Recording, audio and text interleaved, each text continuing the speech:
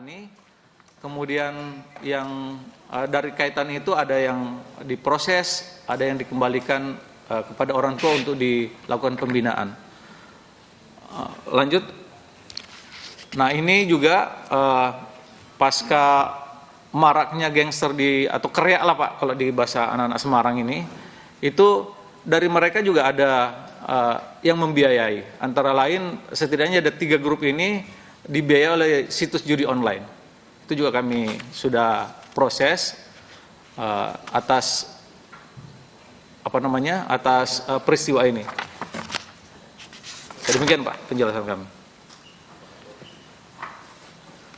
Terakhir aja dikit Pak, yang tadi pembiayaan itu apa maksudnya Pak? Mundur. Oleh judi online gimana? Ada buktinya atau apa? Ada Pak, jadi kelompok gangster ini kan ada beberapa aktivitasnya Pak. Jadi uang itu kemudian dapat dari situs judi online, itu ada barternya. Jadi mereka harus mengendorse judi itu ke grup-grup mereka untuk mendapatkan biaya, untuk mendapatkan uang.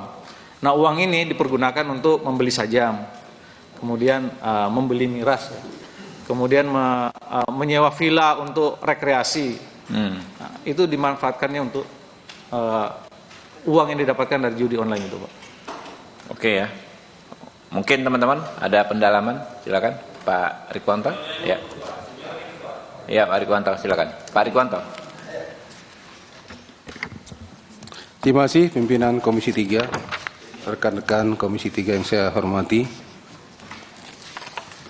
Pak Kapolrestabes dengan jajaran, Pak Kabid Propam ya, dari Polda ya.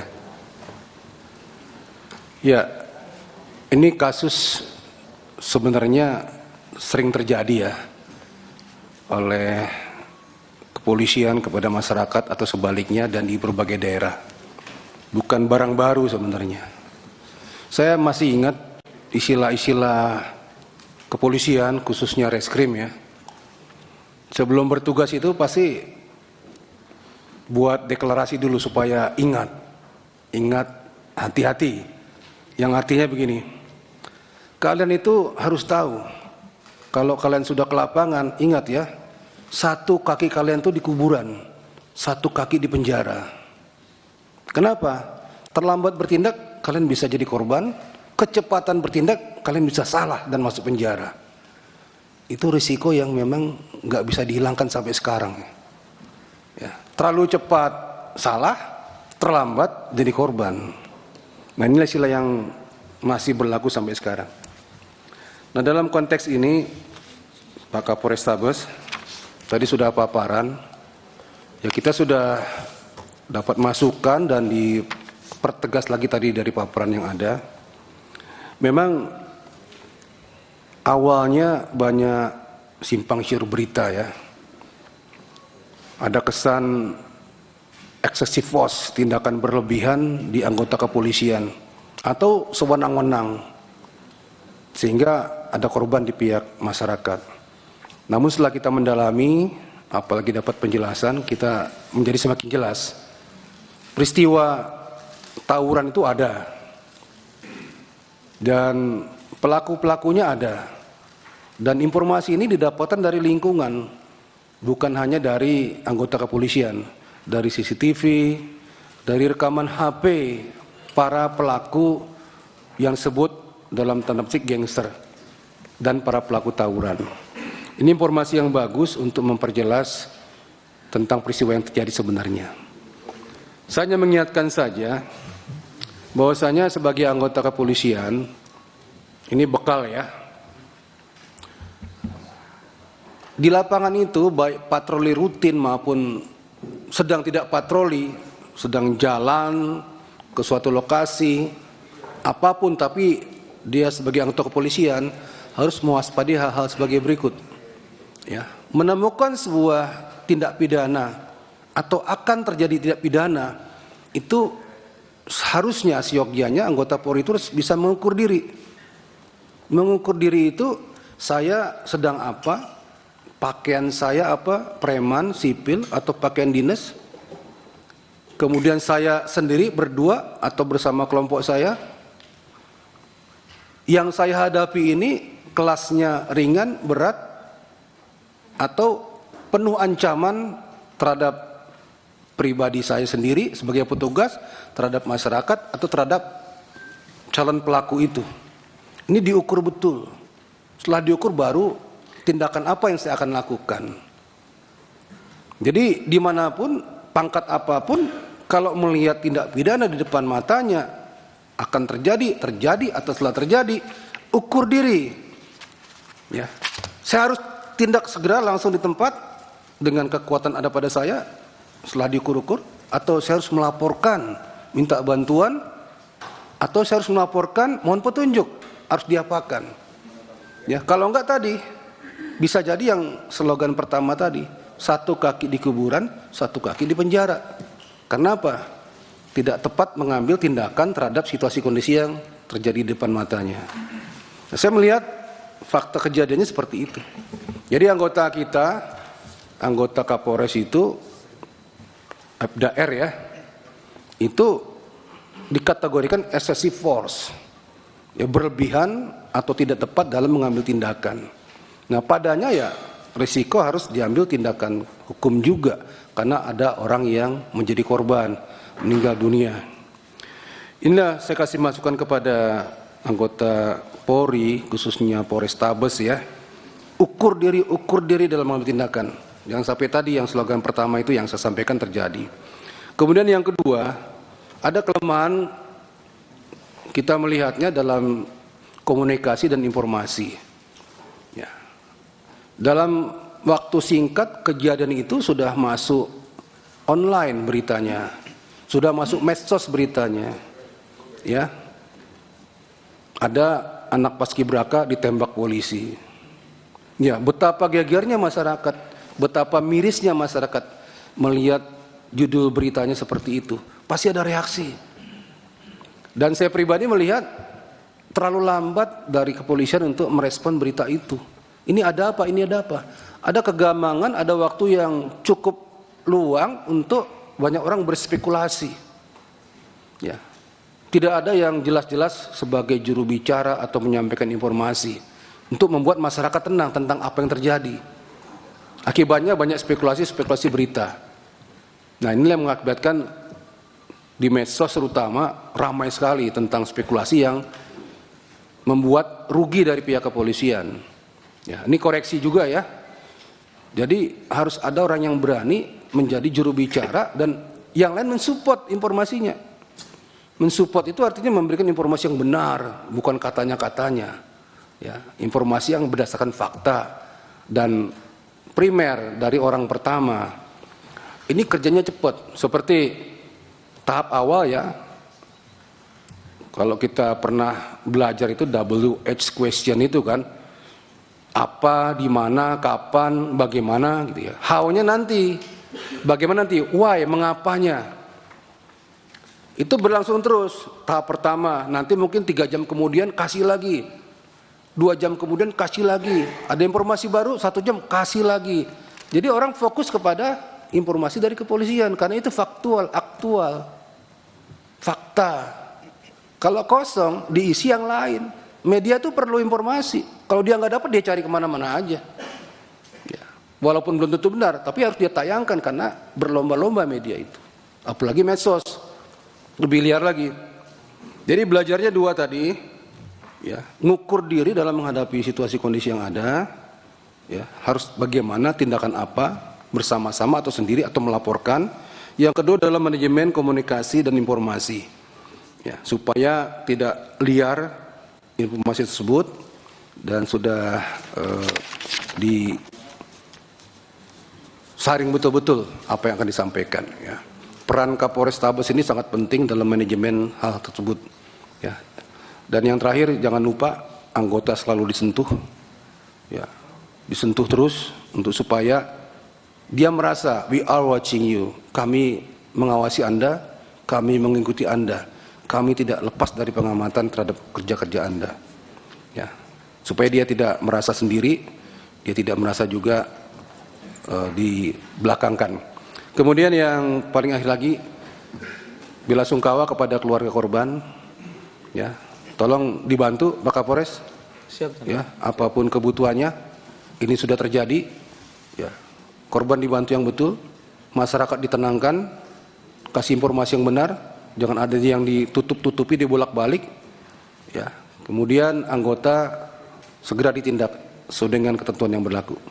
Terima kasih Pak Ketua. Ya, itu dia Pak, yang paling dua hal ya Pak ya, yang menjadi ramai sekarang. Pertama terkait isu bahwa malam itu tidak terjadi tawuran. Tadi Bapak sudah jelaskan, tapi memang ada sumber yang mengatakan itu yang security dari apa itu Pak? Saya dengar di radio. Perumahan Paramon Pak. Ya, mungkin bisa dijelaskan Pak yang benar security. Jadi izin Bapak, Ya. ada penjelasan dari security, dua security Perumahan Paramon, yang menjelaskan seolah-olah memberikan kesaksian bahwa di depan Perumahan Paramon itu tidak ada tawuran. Kami sudah mengkonfirmasi kepada dua security yang dimaksud.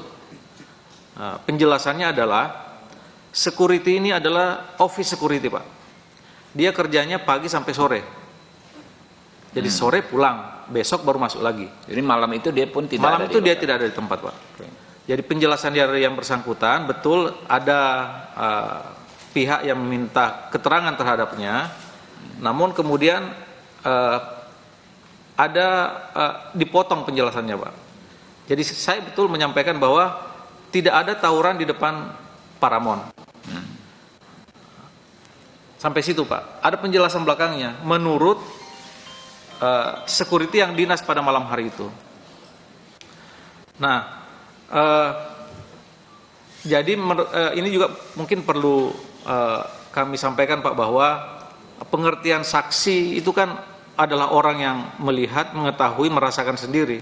Jadi terhadap orang yang tidak melihat, orang yang tidak mengetahui, orang yang tidak merasakan, ya posisinya bukan saksi. Nah, itu juga yang terjadi kepada kedua security ini Pak.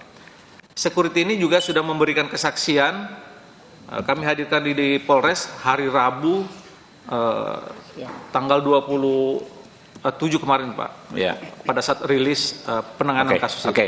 Yang kedua yang terpenting adalah tindakan terhadap pelaku penembakan. Karena yang bertanggung jawab ini kan siapa yang melakukan, orang yang melakukan penembakan. Tadi kan sudah dijelaskan ya bahwa sudah diproses secara hukum pidana, ya betul ya Pak ya. Dan dalam konteks etik juga sudah diproses. Orangnya sudah ditahan juga ya. Pelakunya itu ya. Siap betul Pak. Ya. Oke, ada lagi dari teman-teman berikutnya. Pak Hinca Panjaitan, sebagai sesepuhnya Komisi 3 ini, silakan Pak. Terima kasih pimpinan dan anggota Komisi 3 yang saya hormati, Pak Kapolres dan seluruh jajaran Polres Semarang yang saya hormati. Pertama-tama saya dan terutama dari fraksi kami Partai Demokrat dan juga kawan-kawan saya kira di Komisi 3 menyampaikan turut belasungkawa terhadap korban. Jadi tolong disampaikan Komisi 3 ikut belasungkawa, dan mohon ini Pak Kapolres seperti disampaikan Pak Rikwanto tadi, didatangin, diajak bicara dan beri empati yang cukup kepada keluarga korban. Yang kedua, pada personil kita lah yang tadi oleh Pak Rikwanto disebut aksesif atau melampaui tindakan yang seharusnya tidak dilakukan. Ketiga, saya mengapresiasi dan menghormati setelah dijelaskan secara terbuka, kami ikuti begitu, dibandingkan kami ikuti informasi sejak beberapa hari lalu, ya kami kemarin tuh galau betul, informasinya benar atau tidak begitu. Hari ini setelah dijelaskan kita bisa dapat keseimbangan informasi itu. Nah, saya mengapresiasi karena nggak hanya di Semarang, di kota-kota besar lain, termasuk di Medan, tempat Pak Kapolres ini juga pernah di Medan. Situasi seperti ini mengganggu dan kadang mencekam bagi masyarakat kota itu sendiri. Saya bisa bayangkan apa yang terjadi di Semarang dan juga di kota-kota lain, khususnya juga di Medan. Dan kita melihat berseliweran itu di medsos, sajam-sajam yang sudah melampaui lah menurut saya ya. Anak-anak muda kita yang melampaui jiwanya begitu. Dan negara tidak boleh kalah terhadap soal ini. Oleh karena itu saya membaca dan memahaminya apa yang dilakukan teman-teman Polres Semarang untuk menjaga harkat Tipmas kita itu. Hanya memang ada yang tadi eksesif, yang offside lah, melampaui garis batas yang seharusnya tidak dilampaui. Dan saya kira teman-teman Propam sudah tahu tugasnya untuk ini dan kita punya sistem itu, dijalankan saja. Terakhir, karena ini sudah di Komisi 3, seperti juga disampaikan pimpinan, saya harap teman-teman kembali ke Semarang, kemudian konferensi pers lah, jelaskan kepada masyarakat di sana secara terbuka, apa yang teman-teman jelaskan di sini, mungkin belum semua bisa mengikuti apa kita pagi ini, rapat kita, tapi sekembalinya, jelaskan dan kemudian kami minta sekembali dari sini Pak Kapolres langsung mendatangi rumah atau keluarga korban untuk menyampaikan duka dan empati dari kita semua, karena kita kehilangan anak muda kita yang harusnya punya masa depan tapi terpaksa harus kehilangan nyawanya dan kehilangan masa depannya. Sekaligus ini pelajaran bagi anak-anak muda yang bentuk-bentuk geng seperti ini, tawuran-tawuran seperti ini, untuk diambil hikmahnya agar tidak terjadi lagi kejadian yang serupa. Plus, kalau boleh saya izin pimpinan, pengalaman Semarang ini tolong disampaikan kepada Polda dan Kapolri agar menjadi pengalaman berharga untuk Polrestabes lain. Bahkan ada yang tidak Polres kota besar, Polres biasa pun tawuran ini juga ada. Ya, jadi supaya ini kita ambil pelajaran dan hikmahnya untuk kedepannya. Saya kira itu saja pimpinan. Saya terima kasih teman-teman sudah hadir untuk menjelaskan ini Polres Semarang, dan silahkan dijalankan tugasnya mana yang memang sesuai aturan main di Polri. Teman-teman Propam, tegakkanlah aturannya sesuai dengan mekanisme yang berlaku. Itu saja pimpinan, terima kasih. Terima kasih Pak Inca. Berikut Pak Rofikin, ini orang alumni Semarang nih Pak. Silakan Pak.